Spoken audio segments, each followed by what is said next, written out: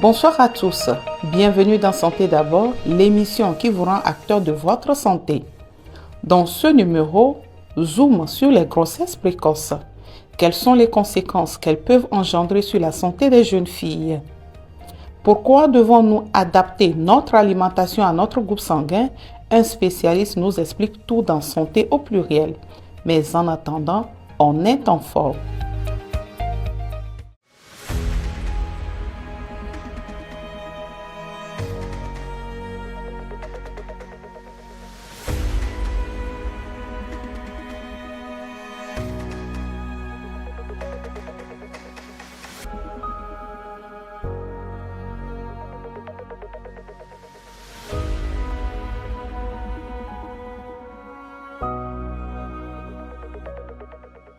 Bonsoir, docteur Bailly. Bonsoir, Olive. Je suis toujours ravie de vous recevoir sur ce plateau santé. Le plaisir est partagé. Et ce soir, nous allons encore parler de nos tout petits anges. Et ce soir, nous nous intéressons à la fièvre chez l'enfant.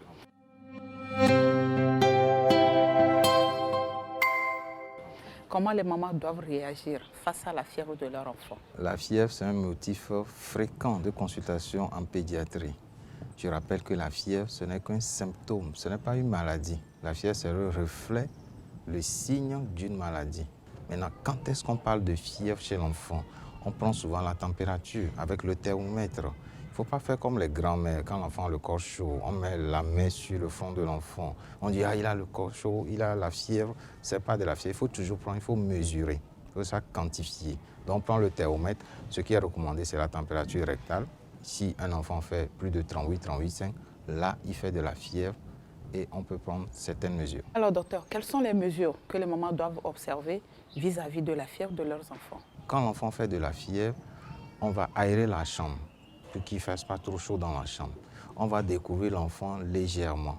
On ne va pas le déshabiller complètement. Il suffit de le découvrir un peu pour qu'il n'ait pas assez chaud. On va lui donner à boire assez régulièrement de l'eau pour les bébés de plus de 6 mois. Parce que l'eau, c'est à partir de 6 mois, l'eau seule. Maintenant, pour les nourrissons, les moins de 6 mois, il faut l'allaiter assez fréquemment si l'enfant est sous allaitement maternel exclusif, ce que nous recommandons vivement. Maintenant, si l'enfant est sous allaitement artificiel avec le biberon, là, on multiplie la fréquence des biberons. Et on va lui donner quoi? Un médicament qu'on appelle du paracétamol. C'est le premier médicament qui est indiqué en cas de fièvre chez l'enfant. Maintenant, pour les enfants de moins de 6 mois qui font de la fièvre, c'est un motif de consultation à l'hôpital directement. Il faut l'amener à l'hôpital. C'est une urgence? C'est une urgence. Pour les plus de 6 mois, voire 1 an en allant, qui font de la fièvre.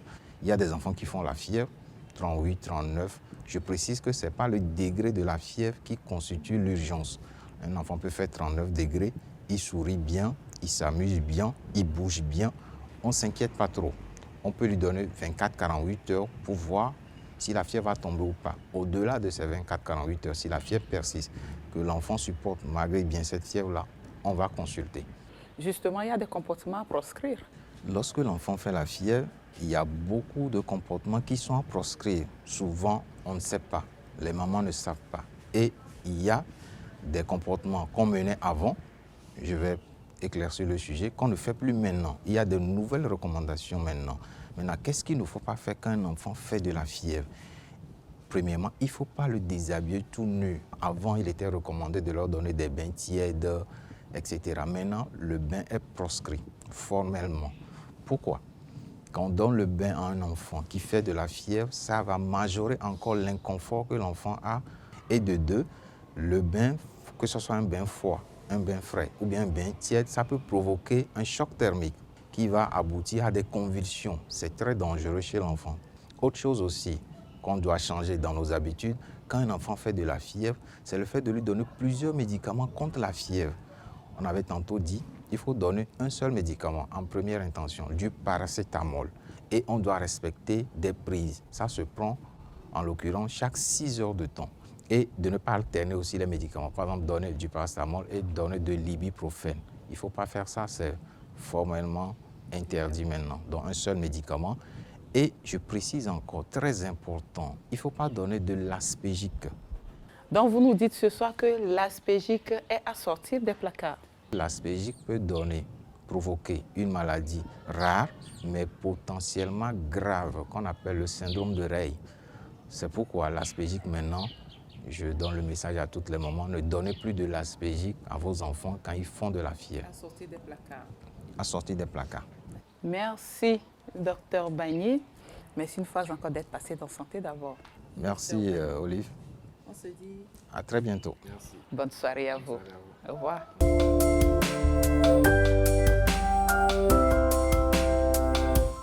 Ce soir, nous nous intéressons à une question de l'heure.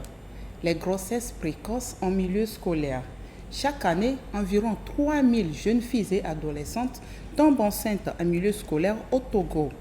Le sujet fait débat depuis la décision d'exclusion de 43 élèves pour avoir mis enceinte leurs camarades filles. Nos invités nous aideront à comprendre ce soir les causes de ces grossesses précoces et leurs conséquences sur la vie de ces jeunes adolescentes, ainsi que les différents mécanismes à adopter pour venir à bout du problème.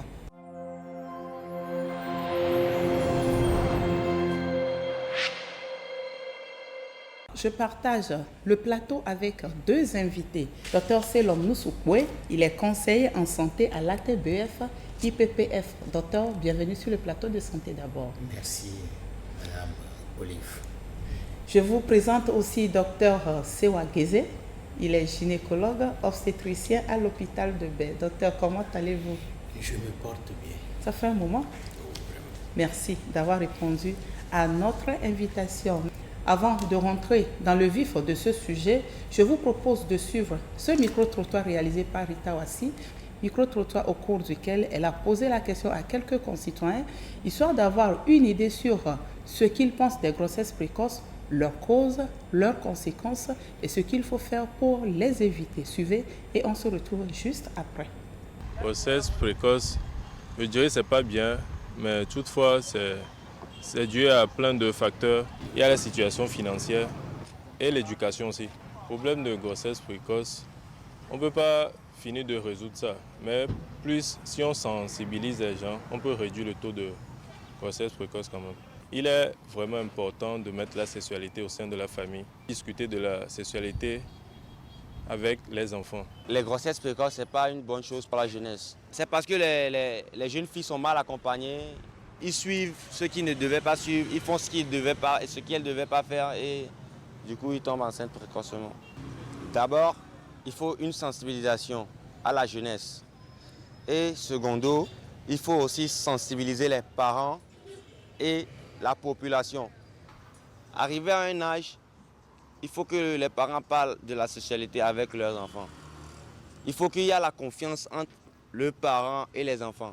Pour remédier à la grossesse précoce, comme cela est dans nos milieux actuels, il va falloir que tout d'abord il y ait une communication entre les parents et les enfants parce que en ces derniers temps il y a trop d'écart entre les parents et les enfants à cause des réseaux sociaux. Les parents peuvent avoir une intimité avec leurs enfants. Les grossesses précoces dans les milieux scolaires, c'est un phénomène très fréquent qui existe depuis des années.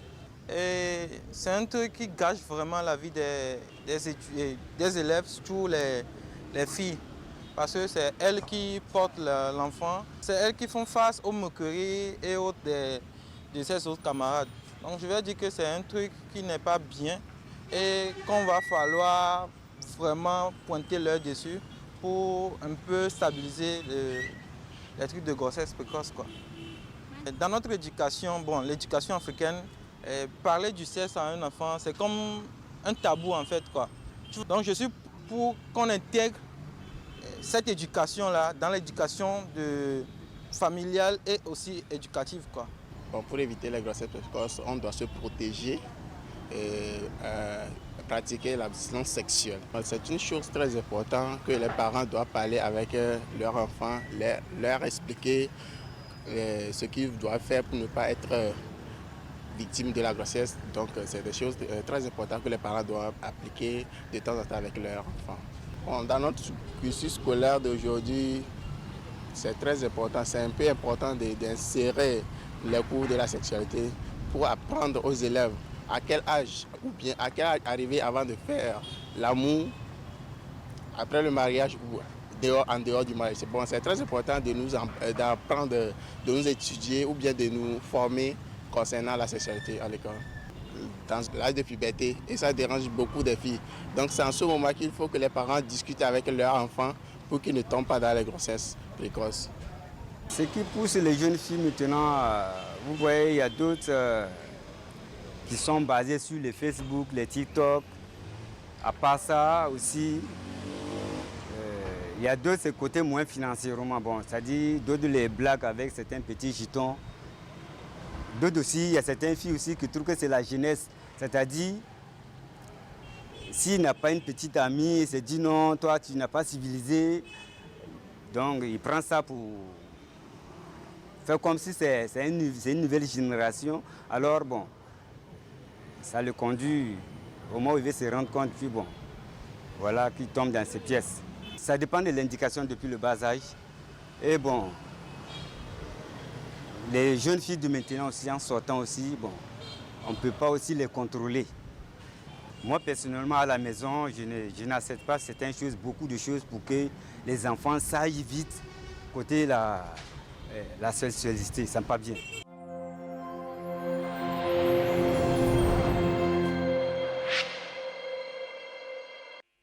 Chers invités, voici de retour au plateau. Avis, réaction sur tout ce que nous venons d'entendre. Docteur Guézé. Eh bien, merci c'est à nous. L'occasion qui nous est donnée aujourd'hui de parler des grossesses précoces. Vraiment, je dis que c'est une très belle occasion parce que le phénomène prend de l'ampleur et ça détruit des jeunes filles, parfois les garçons aussi, et ça détruit les couples. Donc, ce serait bon que vraiment qu'on en discute et qu'il y ait des actions tout autour de cela pour pouvoir réduire un tant soit peu ce phénomène. Merci, docteur Guézé. Docteur Sewa. Merci beaucoup. Je pense que nos amis de la rue ont su toucher le problème dans ses aspects multiformes et variés, touchant plusieurs acteurs, les élèves, les parents, les enseignants, le système économique. Les gens parlent de la pauvreté sans se prononcer sur ces différents éléments un à un. Je pense quand même que les jeunes sont conscients que c'est un phénomène social qui a plusieurs dimensions. Et c'est ce qui est intéressant. Et je pense que lorsque nous approfondissons nos réflexions, nous comprendrons qu'il est important qu'on apporte à ce phénomène social des solutions de plusieurs horizons. Des solutions peut-être d'ordre médical, des solutions d'ordre juridique, des solutions d'ordre économique, des solutions d'ordre éducatif. Donc, je pense que tout le monde est conscient qu'il y a quelque chose qui se passe. Docteur Guézé, avant de revenir sur tous ces aspects de prévention, nous voulons d'abord savoir quand dit-on qu'une grossesse est précoce? On dit qu'une grossesse est précoce lorsqu'elle survient généralement avant l'âge de 18 ans, ou bien c'est dans la période de puberté de la jeune fille, et encore sur le plan sociétal, on dira que la grossesse est précoce lorsqu'elle survient avant l'atteinte des objectifs fixés par la personne. Celle qui a l'apprentissage, par exemple, qui n'a pas encore fini d'apprendre et puis qui tombe enceinte, ça va forcément bouleverser son apprentissage ou son cursus. Donc, sa grossesse est précoce. Docteur Seylom, vous avez mené une enquête sur l'éviction des grossesses précoces en milieu scolaire. Pouvez-vous nous donner une idée de la situation des grossesses précoces dans les écoles aujourd'hui, au Togo, de la période 2020 à 2024? En réalité, la problématique des grossesses est une problématique que l'État togolais a pris au sérieux. Et ceci s'est traduit notamment dans les tests de loi, dans les changements qu'on observe en milieu éducatif, notamment depuis les années 2015-2016. À cette période, l'on dénombrait pratiquement 3000 grossesses par an. Et vous convenez avec moi que ce sont les grossesses qui ont été comptées, ça. Parce qu'il y a certaines grossesses, peut-être que nul ne peut arriver à dénombrer. Vous comprenez bien. Et donc, les statistiques sont relevées par le ministère des Enseignements primaires et secondaires, avec qui nous travaillons de façon conjointe. Voilà. Et si je vais vous donner quelques chiffres, en 2017-2018, l'on avait dénombré 3343 cas de grossesse dans les établissements scolaires, primaires et secondaires. Au cours de l'année scolaire 2018-2019, l'on avait dénombré 2990 cas. Au cours de l'année scolaire 2019-2020, l'on avait dénombré 2298 cas. Bien sûr, avec quelques marges, mais voilà. En 2020-2021, l'on a dénombré 2407 cas de grossesse dans les établissements scolaires, selon les données actualisées récentes que le pays a partagées même avec l'OMS. En 2021-2022, l'on a relevé 2474 cas de grossesse dans les établissements scolaires. En 2022-2023, le chiffre est remonté à 2499. Et l'année passée, 2023-2024, le chiffre est tombé à 1883. Qu'est-ce qui explique cette recrudescence? Les facteurs sont multiples. Mais il faut aller les creuser dans chaque contexte. Ce qui est intéressant ici, c'est de voir quand même que jusqu'autour des années 2022, 2020, 2021, les effectifs étaient croissants. Mais à partir de cette période, l'on constate quand même une baisse progressive. Mais toujours est-il que l'effectif brut fait toujours trembler. Voilà un peu la situation. Si entre-temps, il y avait eu un accroissement ou un recul peut-être de cet effectif, c'est qu'il y a des actions multiples qui ont été menées. Et je crois bien que vous en avez pointé certaines sur lesquelles nous allons revenir. Voilà un peu la topo sur l'évolution des effectifs en milieu scolaire. Et j'ajoute que ce n'est pas exact, puisqu'il y a certaines grossesses que on ne peut pas dénombrer. On ne s'est pas déclaré, on ne peut pas dénombrer. Voilà un peu quand même. Docteur Guézé, dites-nous, qu'est-ce qui pousse ces filles dans les pièges de la grossesse précoce? Selon vous, les interviewés que nous venons de suivre ont évoqué certaines causes, des causes économiques, des causes éducatives. Selon vous, qu'est-ce qu'il y a à ajouter à tout ce qu'ils viennent de nous dire? L'homme de la rue a parlé de presque toutes les causes. Il y a la pauvreté, effectivement, qui va pousser certaines jeunes filles à pouvoir aller commencer des rapports sexuels très précocement. Et donc, étant elle-même précoce, elle ne connaît pas tous les moyens de prévention des grossesses. Et là, elle pourra être victime d'une grossesse non désirée ou d'une grossesse précoce. Il y a le vécu social de la personne, de la jeune fille, ou son vécu scolaire. Vous êtes dans une famille, il n'y a pas trop de gens qui s'intéressent à toi pour pouvoir te porter de l'aide, pour pouvoir aller à l'école. Et elle va à l'école, c'est peut-être un enseignant, ou bien c'est un élève de sa classe qui a un peu les moyens, qui est un garçon, et qui commence par l'aider un peu. Des sentiments peuvent naître, et puis les pulsions de l'adolescence faisant, ils vont aller à la découverte de leur organisme ou de leur sexualité, et ça peut amener à des grossesses précoces. Et bien évidemment, il y a d'autres qui vont faire le suivisme, parce qu'il y a d'autres qui le font, qui viennent en parler, et elle aussi, elle va se dire, moi aussi je vais essayer, et voir qu'est-ce que les autres racontent. Et ensuite, il y a le phénomène des réseaux sociaux. Aujourd'hui, on voit des jeunes filles avec des téléphones ici et là, et on copie des choses. On veut faire comme elle. On veut faire comme tout le monde. Merci bien. Donc, les causes sont vraiment diverses, multiples.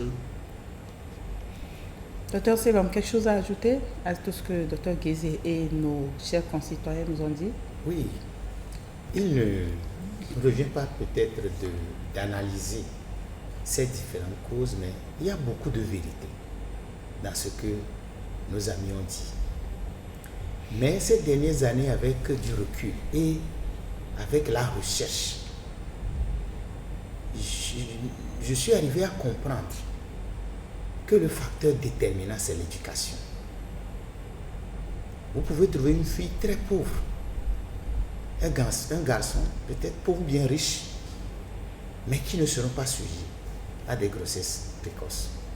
Vous allez trouver également des filles qui ont les moyens, qui ont presque tout pour vivre, mais qui tombent sous la grossesse précoce. Et nos interventions dans les localités m'ont conforté encore, parce que nous avons intervenu dans certaines localités qui sont dans toutes les dimensions plus pauvres que d'autres. Nous avons constaté au moment où nous menons les interventions similaires, pratiquement de la même façon, dans certaines localités pauvres, dont j'ai des exemples ici, précis, au Togo, au moment où nous constations la baisse des effectifs de grossesse, dans les autres localités où apparemment il y a plus de la richesse, les effectifs augmentaient. Ce qui vraiment me rassure aujourd'hui que le facteur éducatif est important. Et quand c'est solide, les autres vont venir soutenir.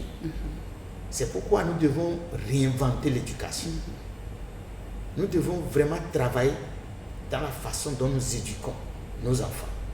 Que ce soit nos enfants à la maison. Voilà, que ce soit dans l'éducation, que nous appelons l'éducation formelle ou l'éducation informelle.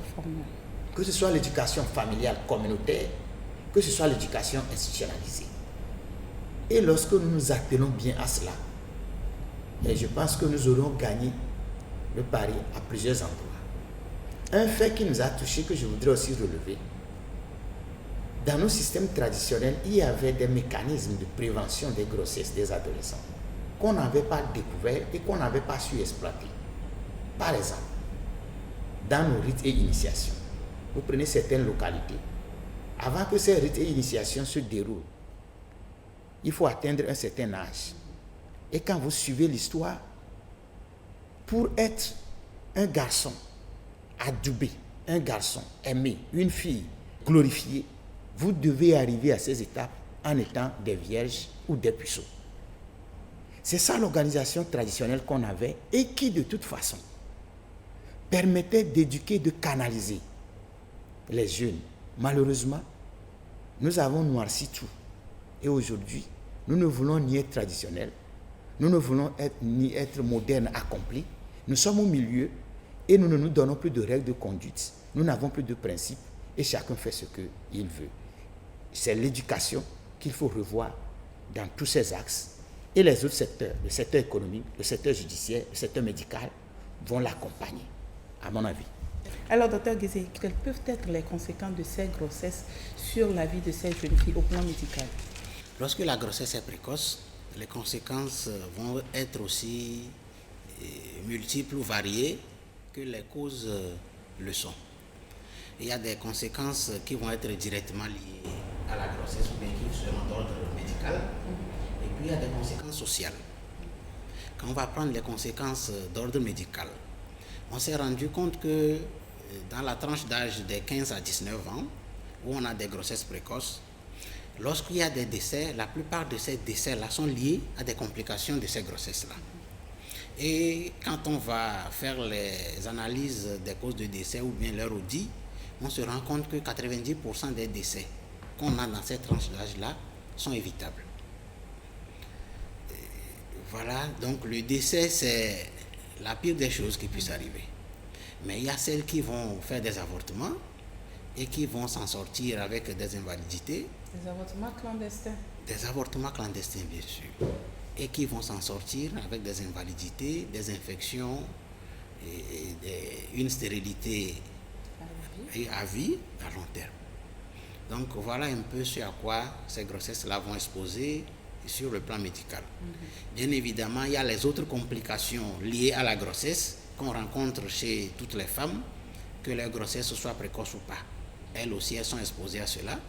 Il y a la prééclampsie, par exemple, la tension artérielle qui va monter avec toutes les complications. Et on sait que chez les plus jeunes filles ou bien chez les adolescentes, elles sont plus sujettes d'avoir ces complications-là. Donc, sur le plan médical, gestationnel aussi. oui, toutes les complications peuvent arriver. Et plus l'organisme est jeune, moins l'organisme va résister aux complications. Et donc, c'est ce qui peut vite amener au décès. Et ensuite viendront les conséquences sociales. La jeune fille qui tombe enceinte, quand les parents vont se fâcher, ils peuvent l'abandonner. Donc, l'abandon social viendra. Il y a l'abandon scolaire. Avec la grossesse, elle ne peut plus aller à l'école. Ou ça dépendra peut-être du moment de l'année scolaire où la jeune fille tombe enceinte. Et donc, il y a des risques qu'elle puisse, soit à l'accouchement, abandonner les cours, ou si les parents l'accompagnent vraiment, elle va accoucher et puis on lui prend le bébé et elle va reprendre les cours. Ce qui n'est pas toujours évident. Ce qui n'est pas toujours évident. Et donc, elle va se retrouver fille-mère avec tous ces problèmes. Docteur Siloni, les conséquences d'ordre psychologique aussi souvent. Je pense que c'est quelque chose que les femmes et les filles, notamment, il y a aussi les garçons, mais notamment les femmes et les filles traînent. Et nous devons tout faire pour que cela n'arrive pas. Nous devons tout faire pour que nos jeunes filles, les adolescentes, ne contractent pas des grossesses à risque qui les exposent à toutes ces conséquences. Mon frère a déjà énuméré la panoplie. Et je pense que c'est suffisant. Alors, nous pouvons dire ce soir que l'éducation sexuelle a toute sa place aujourd'hui, telle que vous venez de nous l'expliquer. Parce que vous avez vu dans le micro-trottoir, notre dernier intervenant, lui n'est pas prêt à parler de sexualité à la maison avec ses enfants. Par contre, tous les autres l'ont évoqué, ont noté l'importance de cette éducation sexuelle aussi bien à la maison qu'à l'école. Quand on parle de l'éducation sexuelle, c'est le terme qui n'est pas souvent bien adapté et les gens pensent que, certains pensent que quand on dit éducation sexuelle, c'est apprendre aux gens à faire le rapport sexuel. Ce n'est pas ça. C'est éduquer les gens par rapport à leur sexe, comment ils doivent vivre, comment ils doivent forger leur personne, comment ils doivent s'éduquer pour être une bonne femme, un bon homme dans la société, quelqu'un qui est épanoui. Ce n'est pas lui apprendre à faire le rapport sexuel. C'est parce que le terme français ne traduit pas toujours ce que nous pensons, qu'il y a cette insuffisance. Sinon, c'est une éducation à ta vie. Donc, l'éducation sexuelle, quand on le dit aujourd'hui, ce n'est pas quelque chose de nouveau. L'éducation sexuelle a toujours existé. Et c'est ça que nos aïeux, bien nos grands-parents, mettaient dans le processus de socialisation de l'individu. Voilà comment les filles se comportent, voilà ce que vous allez faire. Quand tu es un garçon, voilà comment tu vas faire, voilà comment tu... Tout ça, c'est l'éducation sexuelle. Ce n'est pas en ce temps moderne qu'il y a l'éducation sexuelle. Le problème, à notre avis actuellement, c'est que l'éducation sexuelle est ballottée entre deux systèmes. Et on ne veut pas adopter l'éducation traditionnelle, du moins ce qui est bon dans l'éducation traditionnelle, on ne veut pas l'adopter. On ne veut pas adopter l'éducation moderne aussi. Et l'enfant se retrouve au milieu. Quand l'enfant se retrouve au milieu, il n'a plus de référent, il n'y a plus de base. Et chaque individu qui n'a plus de base, qui n'a plus d'identité, qui ne sait plus ce qu'il veut, il ne peut que commettre des gaffes. C'est ça qu'il faut qu'on revoie. Et lorsque l'éducation sexuelle sera revue dans toutes ces dimensions, nous en gagnerons. On s'est toujours penché sur, quand on parle de grossesse précoce, quand on parle d'éducation sexuelle, on s'est toujours assez souvent penché sur la jeune fille. Aujourd'hui, avec ce qui vient de se passer, l'exclusion de ces 43 élèves, c'est important de redéfinir cette éducation, n'est-ce pas? Ou bien cette façon de sensibiliser, de communiquer autour de l'éducation sexuelle. Depuis un temps, je sais que beaucoup d'acteurs ont changé de mentalité. quand on parle d'éducation sexuelle, ce n'est pas seulement à la fille, c'est également aux garçons. Mais moi, je pense que les garçons ont toujours été éduqués par rapport à comment ils doivent vivre. Par exemple, quand un parent te dit, je parle de façon très simple, tu es un garçon, tu as des charges familiales à supporter quand tu seras grand. Attention, ne t'amuse pas parce que demain je ne serai pas là. Il faut que tu t'appliques, il faut que tu fasses ceci. Sans porter de jugement, de valeur, on lui fait une éducation par rapport à son sexe, par rapport à la responsabilité sociale qui t'attend. Tu dois être fort, tu dois pouvoir travailler, tu dois aller de l'avant, etc. Mais le fait que les filles portent des grossesses, pas malheureusement, la nature a fait que nous les hommes n'en portons pas. Parfois nous pensons que s'il y a parlé de grossesse précoce, il faut parler aux filles. Nous avons changé de stratégie depuis. J'en parle d'ailleurs plus aux garçons. Parce que dans ces situations, vous serez le premier incriminé. Je ne veux pas aller dans les détails. Sinon, peut-être dans 10% des cas, 20% des cas, on peut aller incriminer aussi une fille. Donc c'est un phénomène complexe qui mérite vraiment un regard éclairé pour voir quels leviers nous pouvons manipuler pour que vraiment et les jeunes filles et les jeunes garçons s'en sortent et que nous les parents nous soyons fiers pour leur avenir. Depuis un certain temps, l'État et ses partenaires que vous constituez fait des efforts pour venir à bout du problème. Mais le phénomène, on l'a remarqué, on ne peut pas dire qu'il prend toujours de l'ampleur, mais il est réel. Le phénomène est toujours réel. Peut-on parler aujourd'hui d'efficacité et des mécanismes entrepris depuis plus de 5 ans? Olive, merci beaucoup. Je voudrais d'abord que nous nous retournions vers les chiffres. Lorsque nous disions que entre les années 2017-2018, l'on relevait en moyenne 3000 cas de grossesse. Et lorsque nous arrivons au cours de l'année 2019-2020, on avait relevé 2298. Et au cours de l'année scolaire 2023-2024 qui est finie, nous sommes au cours de l'année 2024-2025 actuellement, l'on a relevé 1883. À prendre rien que les chiffres de ces dernières années, l'effectif est en train de régresser. Nous sommes passés de 3000 à 2000 et le dernier chiffre du cours de l'année 2023-2024 est à 1883. Si nous nous résumons seulement par rapport aux chiffres, il y a une prise de conscience qui est en train de venir. Il y a un peu plus d'action, aussi bien de la part des parents, du système éducatif, du secteur judiciaire, du secteur de la santé, mais surtout du système traditionnel. Parce que je sais ce que je dis. Et j'ai vu. Et l'ensemble de ces actions concertées, à notre avis, et avec conviction, sont en train de porter leurs fruits. Aujourd'hui, c'est comment nous allons garder cette dynamique de travail d'ensemble. Parce que là où le phénomène a commencé par être intéressant, que j'ai suivi, des chefs traditionnels sont sortis et sont allés dans les établissements pour sensibiliser. Au début, si on dit on veut sensibiliser sur les grossesses dans les établissements, vous allez voir des infirmières ou des sages-femmes. Parce qu'on donnait la connotation médicale à la grossesse. C'est bien. Mais la grossesse a aussi bien la connotation médicale, mais a d'abord la connotation sociale. Et étant un fait social, les mécanismes de réponse doivent se fonder sur la société qui est là-bas. Ce qui fait que l'apport juridique, l'apport médical, l'apport économique ne peuvent pas dépasser l'apport social et l'apport éducatif au niveau du fait qui se produit.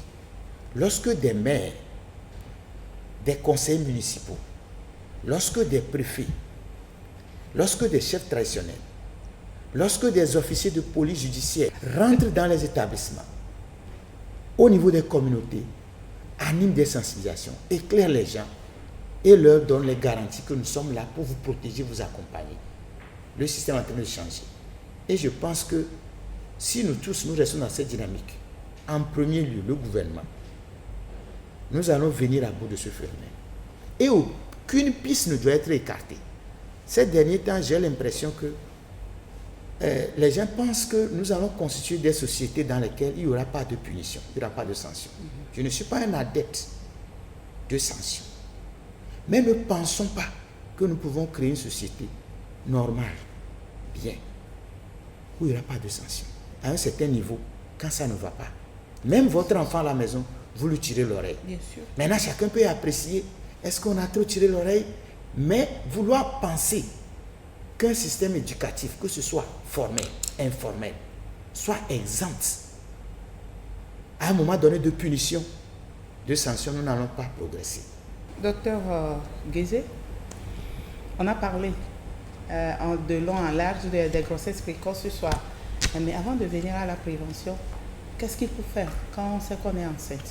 Effectivement, la jeune fille, lorsqu'elle va se rendre compte qu'elle est enceinte, il faut qu'elle aille à l'hôpital, il faut qu'elle en parle à ses parents et pour pouvoir être accompagnée. C'est d'abord de la cellule familiale qu'on va l'accompagner et ensuite les parents de l'auteur de la grossesse ou l'auteur de la grossesse pourra s'afficher et apporter aussi sa contribution pour le soutien de la jeune fille jusqu'à ce qu'on puisse l'accoucher ou le dénouement heureux de cette grossesse. Les grossesses précoces, on peut les prévenir, bien évidemment. Bien évidemment.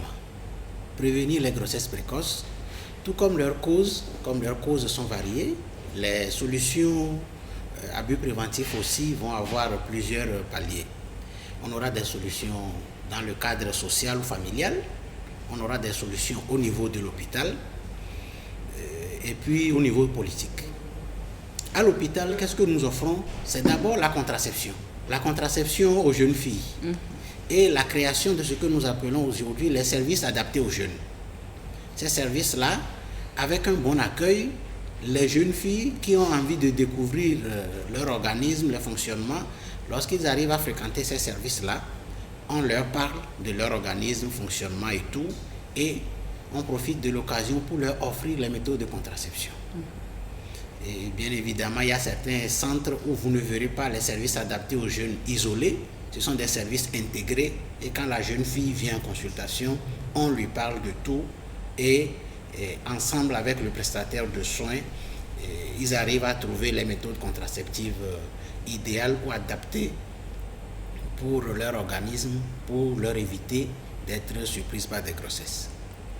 Les discussions dans les cellules familiales, c'est vraiment important parce que quand on ne parle pas à la maison, la jeune fille, elle va tomber enceinte, elle va faire des erreurs et c'est ça qui va amener aux grossesses. Elle ira vouloir avorter. Il faut qu'on sensibilise, il faut qu'on arrive dans les familles à pouvoir créer des repères sociaux à nos enfants. Quand l'enfant n'a pas quelqu'un que l'enfant idéalise, que l'enfant veut suivre, l'enfant veut ressembler à quelqu'un, on peut se laisser emporter par tous les courants ici et là. Donc, on a besoin vraiment des repères sociaux pour que les jeunes puissent avoir un idéal, avoir des objectifs qu'ils veulent suivre et surtout parler de la sexualité en famille.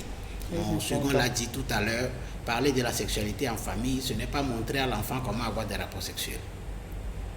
Et maintenant, sur le plan politique, qu'on ait le courage d'appliquer les lois et de sanctionner. Ces filles ne tombent pas enceintes seules. Ce sont des hommes qui les ont enceintés. Il faut qu'on les frappe fort pour qu'ils arrêtent ça. Il faut que l'État sensibilise et surtout que l'État fasse des efforts pour mettre un contrôle sur les réseaux sociaux. Je sais qu'il y a des pays, par exemple la Chine, où TikTok n'est pas versé. Ici, chez nous, tout le monde se permet tout.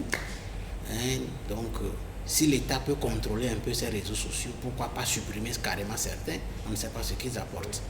Je pense qu'on aura fait un pas. D'accord, merci beaucoup. Docteur Seo, quelque chose à ajouter? Non, je pense que mon collègue Dr Guézé a tout dit. Nous ne pouvons que nous encourager. Merci pour votre disponibilité. Merci de nous avoir tenu compagnie. Je rappelle que nous étions avec Dr Selom Nousoukwe. Il est conseiller en santé à l'ATBF, IPPF. Dr Nousoukwe, merci pour cette disponibilité manifestée. Dr Guézé, merci une fois encore d'être passé sur ce plateau. Je rappelle que vous êtes gynécologue obstétricien à l'hôpital de Baie et on se dit à très bientôt, n'est-ce pas? À bientôt.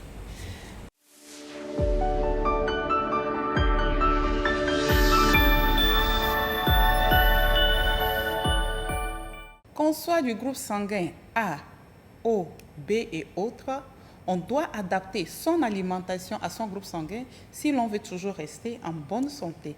Alimentation et groupe sanguin, c'est donc autour de ce thème que nous allons échanger ce soir avec notre spécialiste, docteur Adoté Jean Lavenir Kpakpo. Il est gynécologue et nutritionniste. Bonsoir docteur, bienvenue sur le plateau de Santé d'abord. Comment vous allez? Je vais super bien et vous? Oui, ça va. Merci d'avoir accepté donc notre invitation. Et vous allez tout nous dire ce soir sur l'alimentation et nos groupes sanguins, n'est-ce pas? Toujours disponible. Dites-nous déjà quels sont les groupes sanguins qui existent. Nous avons 4 groupes sanguins. Nous avons le groupe O, le groupe A, le groupe AB et le groupe B. Hormis les résus. Je n'ai pas parlé des résus. Je reviens sur un petit détail. Vous êtes gynécologue et vous avez choisi de faire encore la nutrition.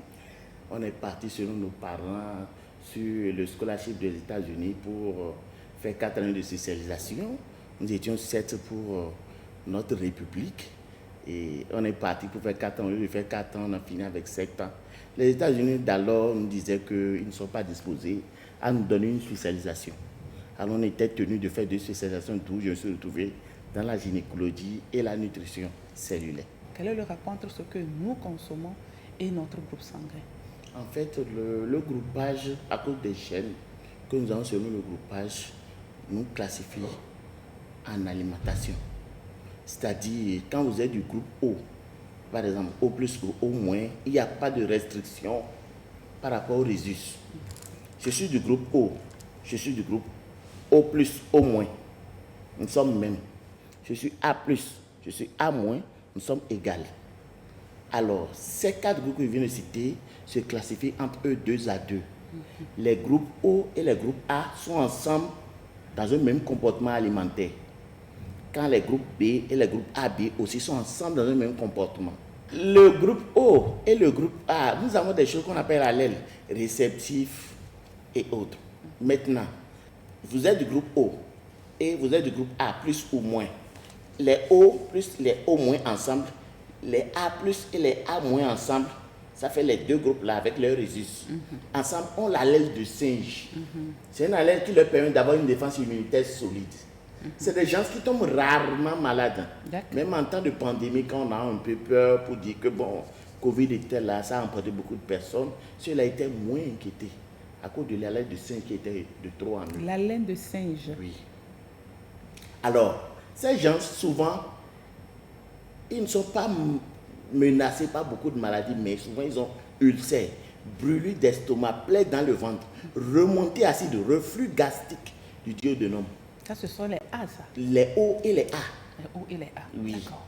Alors, c'est des gens qui, souvent, quand ils mangent un peu de piment ou bien quand ils mangent tard dans la journée, l'estomac brûle. Alors, ces gens, peut-être, ils sont déjà mis sous des produits comme Lansec ou Malos. Et ils se disent qu'ils ne sont pas satisfaits, ils ne sont pas guéris, que c'est peut-être une mauvaise prescription ou bien c'est juste un calmant. C'est faux. C'est juste parce que malgré qu'ils soient sur ces produits, ils prennent toujours les oranges et les pamplemousses. Alors, ce sont des fruits qu'ils ne doivent pas du tout prendre. Ce n'est pas bon pour leur groupe. Les O et les A qui prennent, par exemple, les papayes solo, les papayes qu'on vend souvent dans les feux tricolores et c'est souvent dans les sachets qu'on achète, c'est des papayes qui ne sont pas bénéfiques pour leur santé. Parce que ça leur donne souvent les douleurs lombaires, les douleurs à la hanche. Alors, ils doivent éviter les papayes solo, mais les grosses papayes, il n'y a pas de souci, ils peuvent en prendre. Ils peuvent prendre les bananes. Quand la banane à maturité mettait leur couleur verdâtre, elle est mûre, mais vous voyez, apparemment c'est toujours vert. Il faut toucher pour voir si c'est mou avant de savoir que c'est mûr. Il peut prendre les tangelos. Tangelos, c'est des greffages d'orange et de mandarine. Il peut prendre les pastèques, les pommes fruits, les raisins. D'abord, cela voudra dire que notre alimentation influe notre groupe sanguin, n'est-ce pas? Vous pouvez être né d'un même géniteur ou vous vous retrouvez dans des groupes différents qui sont aussi des groupes divergents à votre alimentation.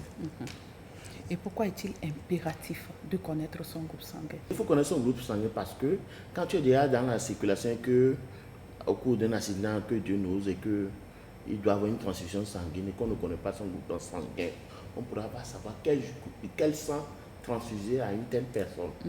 Nous constatons que la femme, d'abord, est un sexe délicat par rapport au groupage sanguin parce que quand la femme peut être du registre négatif qu'elle ne sait pas et qu'elle connaît un avortement de façon fortuite ou bien elle fait une fausse couche et que ça se retrouve qu'elle soit du registre négatif et que jamais elle ne prend pas le sérum anti-T, ça veut dire qu'il y aura agglutination, d'où elle risque de ne plus tomber enceinte. Définitivement à vie? Oui, je ne vais pas dire définitif. Mais de toute façon, cela aura un impact. Elle a de risques. Parce qu'il a des détails là. Si peut-être ce fœtus, cet enfant, arrivait à être du registre négatif comme elle, il n'y a pas un risque. Mais a priori, nous d'abord, quand il y a une césarienne qu'on veut faire d'abord, on se rassure que la patiente du registre négatif est l'anti-D garantie. Parce qu'après l'accouchement par césarienne, ou par voie basse même, on peut lui administrer l'anti-D pour éviter l'agglutination. Et dans l'anti-D qu'on injecte aux femmes, c'est pour leur bien? C'est pour leur propre bien. Parce qu'avec ça encore, si peut-être l'anti-D n'est pas administré, qu'elle commence par allaiter l'enfant, peut-être, l'enfant peut même décider à cause de ça. Une exigence d'adapter son alimentation à son groupe sanguin, n'est-ce pas? Tout à fait. Il faut savoir d'abord son groupe sanguin pour savoir ce qui est bon à consommer selon son groupe. Je vous étonne tout à l'heure. Moi, je suis O, surtout du groupe O+. Je ne savais jamais que le maïs qu'on fait, mi-fin, maïs, l'épi qu'on cuit, on mange avec l'arachide. Maïs grillé? Non, cuit. Cuit? Directement. Bouilli. Ce n'est pas bon pour mon groupe. Le groupe O? Oui, les groupes O, surtout les O+, ce n'est pas bon pour eux. Parce que sa contenance en alcaline peut jouer sur notre pression artérielle. D'où nous commençons pas à prendre de l'embon pour du poids à outrance sans pouvoir comprendre. Et comme ça, notre glycémie risque de prendre un coup aussi. D'accord. Dites-nous, quels sont les aliments qui sont bons pour nous selon notre groupe? D'abord, mangeons sain en fonction de notre groupe d'abord. Et deuxièmement, savoir l'état de notre foie. Si le foie est déjà défaillant et que le foie n'arrive pas à faire son travail comme cela se doit, et que le foie déverse tout sur nos reins, on risque d'être dialysé. Les O et les A ont un même comportement alimentaire. Les B et les AB aussi ont le même comportement alimentaire. Vous êtes du groupe O, vous êtes du groupe A. Puisque vous avez la lettre du 5 qui est de trop en vous, ça fait que vous tombez rarement malade. Mais cela ne veut pas dire que vous êtes à l'abri de toute intempérie. Non. Mais vous allez éviter de prendre les oranges, les pamplemousses pour éviter les brûlures d'estomac, les ulcères et autres. Vous évitez les papayes solo pour éviter les douleurs lombaires, les douleurs à la hanche. Et le citron? Non, le citron, c'est un agrume, ça. Il n'y a pas un problème pour autant. Quand vous avez déjà l'ulcère, d'accord. Mais quand vous n'avez pas encore l'ulcère, il n'y a pas de souci avec le citron. Au contraire, ça vous aide à casser le ventre, comme on le dit communément. Les haricots que nous prenons. Quand les sujets du groupe O et A prennent le niébé blanc, vous allez constater que le pancréas ne produit plus l'insuline qu'il faut pour son bon fonctionnement. D'où ils vont au WC, excusez-moi beaucoup, tel que vous l'aurez haché, parce qu'on a pressé, on passe un coup ou bien 2 coups de dents sur les aliments avant de les avaler. Il y a même des grains qui nous échappent, qui passent directement. Vous allez voir arriver au WC, tel que vous l'aurez haché de la bouche avant de l'avaler. C'est comme ça sort au WC. C'est-à-dire ce n'est plus digeste. Alors, nous devons éviter le haricot blanc, le niébé blanc, quand on est du groupe O ou bien du groupe A. C'est le rouge qui est favori pour vous. Mais les B, les AB, ils n'ont pas de problème pour eux parce qu'ils ont dit un pancréas paresseux qui produit moins d'insuline. Par conséquent, le blanc ne les dérange pas, il n'y a pas de souci, ils sont dans leur routine normale. Il n'y a pas de problème par rapport à ça. Mais les O et les A ne doivent jamais prendre le blanc. Les O et les A ne doivent jamais prendre le gombo. Le gombo sous toutes ses formes. Le gombo sec, le gombo frais. Si vous avez l'habitude de prendre le gombo sec ou frais, vous risquez l'hémorroïde ou les fissures anales. Ou bien encore, vous risquez comme ça l'hernie. Je vais loin pour dire que les B et les AB, par exemple, ils peuvent prendre le gombo contrairement au O et au A. Mais il ne doit pas prendre les crin-crin, les adémins qu'on prend communément, les cordero que nous avons naturellement chez nous. Ce n'est pas bon pour les B, les AB. Par contre, les O et les A, c'est très bénéfique pour eux. Les O et les A peuvent prendre adémins, comme nous l'appelons, le cordero, il n'y a pas de souci, on peut prendre ça. Il n'y a pas de souci, mais jamais le gombo sec ou bien frais. C'est interdit. On doit éviter ça. Nous avons une manière de préparer nos riz, de préparer aussi les haricots. Parce que les haricots, souvent, on se dit que pour éviter la constipation, il faut mettre la potasse dedans. En fait, la potasse, dans sa nature, que ce soit la potasse de la grand-mère ou bien la potasse du bicarbonate, c'est le potassium qui est dedans qui est le problème. Alors, la potasse, sous toutes ses formes, nous devons l'éviter. Parce que ça émiette en fait nos intestins. Demain, vous risquez d'avoir des intestins perforés. Donc, on va vous opérer, ce n'est pas bien. Même préparer? Non, préparer, c'est-à-dire, quand nous n'avons pas un appareil pour quantifier ce qu'il faut exactement pour soit accélérer le temps de cuisson de l'haricot, ou ce qu'il faut pour juste éviter la constipation dans l'haricot. D'où nous mettons vaille que vaille et que quand ça dépasse l'excédent là, va s'accrocher aux parois de nos intestins. Et quand ça s'accroche là, ça crée une plaie. Et quand la plaie est là, ça risque de perforer l'intestin. D'où nous risquons d'être opérés. Ce n'est pas bien. Les O et les A ne doivent jamais prendre les sucreries. Quand vous êtes du groupe O ou bien A, et que vous êtes peut-être même fatigué, moins d'énergie, vous êtes fatigué, vous voyez que vous êtes vraiment faible, il ne faut pas prendre une bouteille de Malta ou bien une bouteille de quelque chose pour sportif, pour vous remonter l'énergie. Vous risquez de créer le problème à votre foie, tous vos reins vont prendre de coups. Alors, il faut éviter ça. Jamais de sucreries. Soit c'est la bière, le bon vin, le bon whisky, le bon soda de chez nous. Point barre. À consommer avec modération. Avec modération, bien entendu. Mais quand vous avez un antécédent lié à l'hypertension ou bien au diabète, vous devez éviter ces boissons alcoolisées. D'accord. Maintenant, les B et les AB, ils ont un pancréas paresseux.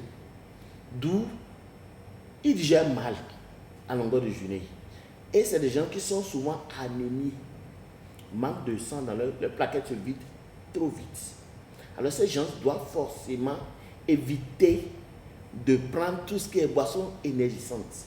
Les B, les AB ne doivent pas prendre la bière. Je vais vous expliquer. Okay. Quand vous êtes du groupe B ou bien du groupe AB, que vous prenez la bière, on ne sait jamais quand l'AVC va venir. Quand l'AVC vient, souvent le sang monte dans le cerveau parce que votre cœur, quand le sang quitte le ventre, la circulation quitte le ventricule gauche vers le ventricule droit, il est là.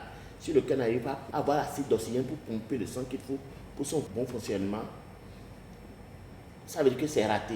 Ce qui est raté, le sang va monter directement dans votre cerveau. D'où vous avez l'AVC, le sang monte dans le cerveau. Et ça, là, ça tue en 24 heures. Ce n'est pas bien. Alors, les O et les A peuvent prendre l'alcool. Quand ils n'ont pas une accident lié à l'hypertension ou au diabète. Mais les B et les AB, c'est les sucreries ou l'eau. Et qu'est-ce qu'il faut privilégier comme aliment selon nos groupes? Selon le groupe. Je suis du groupe O, je suis du groupe A. Il faut forcément prendre beaucoup ce qui est bon avec les légumes et les fibres. Les fibres, d'abord, ça va vous faciliter de bien digérer parce que... Les fibres qu'on retrouve dans quels légumes? Par exemple, dans les légumes que nous préparons, les cordero, les gourmands et autres, c'est très bon. Ou bien les fibres et herbes que nous retrouvons dans les fruits, les oranges qui sont proscrits pour les O et les A, mais il peut prendre les tangelos, les pastèques, ils ont les fibres et herbes dedans, pour faciliter la sèche des sels, parce que quand le jour tu n'arrives pas à aller au sel, c'est dangereux, pour que ça puisse aller librement. Maintenant, il faut se réhydrater chaque fois. Il ne faut pas être déshydraté.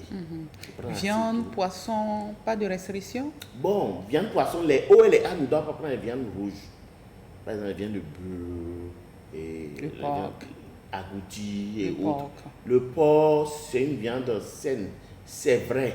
Mais quand c'est la viande, vraiment, c'est bon. Mais quand c'est la graisse, ça risque de boucher vos tissus. Ce n'est pas bien. Moi, je suis O, je préfère les volailles et les poissons. Parce que nous avons souvent d'arthrose et de gouttes. Et de l'autre côté, qu'est-ce que les Les autres... B, les AB, eux, peuvent aller de l'autre côté parce que ce qui est proscrit au O et au A va avec les B et les AB.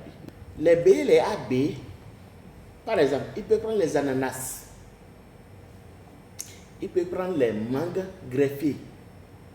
Les bananes, quand maturité, deviennent jaunes ou oranges. Les papayes solo, c'est très bénéfique pour les B et les AB parce qu'ils ont un pancréas paresseux qui produit moins d'insuline. Il peut prendre les oranges et les pamplemousses, contrairement au O et au A. Ils sont à l'aise. D'accord. Et le lait, qu'en est-il du lait? Le lait, c'est bénéfique pour toute personne, à condition que votre foie ne soit pas réceptif à cela. N'accepte pas ça. L'eau à boire sans modération? Non, l'eau, vous devez boire l'eau avec modération. Quand j'entends les gens dire qu'il faut prendre l'eau sans modération, moi je ris seulement parce que plus tu prends l'eau, tu peux même prendre du poids. Juste parce que tu bois trop d'eau. Le corps doit avoir une proportion d'eau pour apporter l'oxygène au cœur. La consommation régulière de certains aliments peut aussi nous exposer à des problèmes de santé? Tout à fait. Par exemple, quelqu'un qui se dit je suis du groupe O, je suis du groupe A, je dois prendre l'eau. Il prend l'eau fraîche sans se soucier qu'il a déjà un problème au niveau de son foie. Quand le foie n'est pas en bon état et que vous donnez la fraîcheur, vous constipez le foie. Quand le foie est constipé, ça ne va pas réagir. Mais il doit y avoir quand même des aliments pour entretenir le foie, n'est-ce pas? Oui, pour entretenir le foie, forcément, il faut prendre les aliments riches en fibres et herbes et boire suffisamment d'eau pour faciliter l'accès au sel. Donc vous nous avez déjà dit les aliments qu'il faut surveiller ou à éviter selon notre groupe sanguin. Vous nous avez dit que la consommation régulière de certains aliments peuvent créer des problèmes de santé. Mais vous ne nous avez pas parlé du sel. Quand vous avez le goitre, par exemple, on vous conseille le sel iodé. D'accord. Alors on ne peut pas parler du sel. Ça dépend de ta santé, comment tu te trouves. Alors certaines personnes sont-elles prédisposées à des maladies, à certaines maladies, à des quelconques maladies selon leur groupe sanguin? Tout à fait. Je suis du groupe O, je suis du groupe A.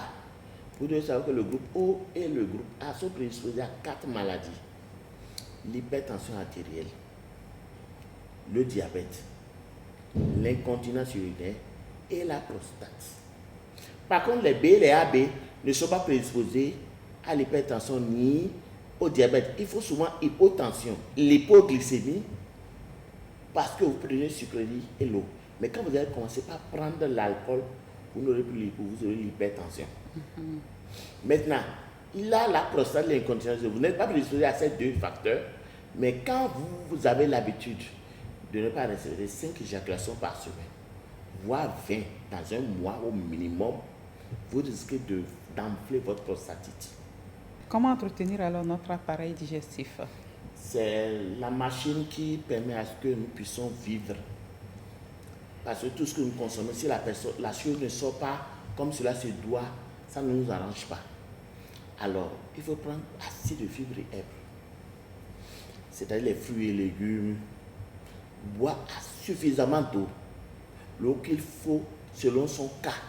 Docteur Adoté, Jean Lavenir Paco, avez-vous un dernier mot? Oui, je tiens à nous rappeler l'importance du groupage sanguin. Il y a nos mamans dans le dernier coin du Togo qui ne connaissent pas leur groupage sanguin, tout en faisant des accouchements. Toute femme au Togo doit connaître son groupage sanguin pour savoir comment se comporter dans sa vie pour mieux vivre.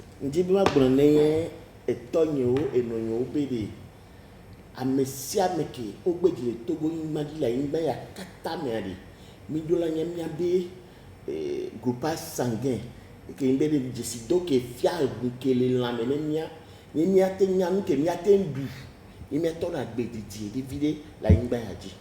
Merci docteur Jean Lavenir Paco. Merci pour ce temps précieux passé avec nous et pour ces précieux conseils que vous avez prodigués à la population, ces conseils qui nous feront du bien. Grâce à vous, nous saurons comment nous alimenter par rapport à notre groupe sanguin pour rester toujours en bonne santé. Et ce sera avec grand plaisir que nous vous retrouverons ou nous vous recevrons une prochaine fois sur ce même plateau pour d'autres conseils santé. Merci. À très bientôt. C'est fini pour notre rendez-vous de la santé de ce soir. Notre alimentation influe considérablement notre groupe sanguin. Alors, prenons soin de notre santé car chaque jour est une vie. Merci pour ce temps que vous nous avez accordé. Je vous retrouve mardi prochain pour d'autres questions santé. D'ici là, prenez soin de vous. Au revoir et à très bientôt.